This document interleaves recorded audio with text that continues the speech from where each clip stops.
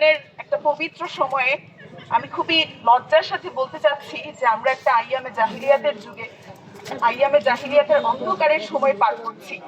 যে সময় আমরা দেখছি দিনে দুপুরে মেয়েদেরকে, আমাদের বোনদেরকে, মায়েদের উপর হামলা করা হচ্ছে। দেখেছেন নরসিংদীতে বাবার সাথে মেয়ে হেঁটে যাচ্ছিল তার আত্মীয়র বাড়িতে, সেখান থেকে তাকে তুলে সহিংসতাকারীরা ধর্ষণ করেছে এবং তাকে এক পর্যায়ে মেরে ফেলেছে।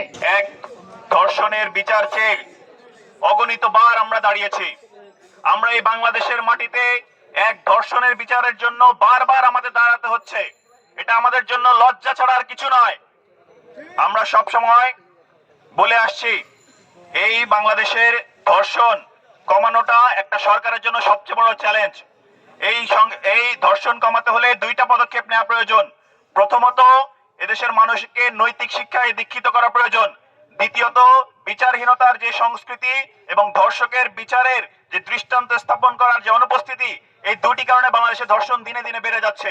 আমরা সর্বশেষ দেখেছি গত কয়েকদিন ধরে, বিশেষ করে নির্বাচন পরবর্তী সময়ে দেশে যে পরিমাণ অরাজক পরিস্থিতি তৈরি হয়েছে, ভিন্ন মতের উপর দমন পীড়ন শুরু হয়েছে, এমনকি এই দমন পীড়ন থেকে আমাদের আওয়ামী লীগের বিভিন্ন অফিস খুলে দেওয়া হচ্ছে। এটি আসলে খুবই লজ্জাজনক। আমরা ধিক্কার জানাই। এবং একই সাথে আমরা দেখেছি নরসিংদীর মাধবদীতে কিভাবে একজন শিশু যে তার বাবার কোলে নিরাপদ নয়, বাবার কোল থেকে কেড়ে নিয়ে তাকে ধর্ষণ করে আবার হত্যা করা হয়েছে। বর্তমান প্রধানমন্ত্রী, আপনি কি এই দায় এড়াতে পারেন? আপনি এই দায় এড়াতে পারেন না। যেভাবেই হোক আপনি সরকারি ক্ষমতা এসেছেন, ইঞ্জিনিয়ারিং করে হোক আর যেভাবেই হোক আপনি আপনার সরকারের ক্ষমতায় অধিষ্ঠিত হয়েছেন। আপনি আপনার তৃণমূলকে নিয়ন্ত্রণ করুন। আপনি আপনার তৃণমূল কর্মীদের নিয়ন্ত্রণ করে দেখিয়ে দিন যে আপনি এই বাংলাদেশের সেই দর্শকদের নিয়ন্ত্রণ করতে পারেন, দর্শকদের বিচার বাস্তবায়ন করতে পারেন।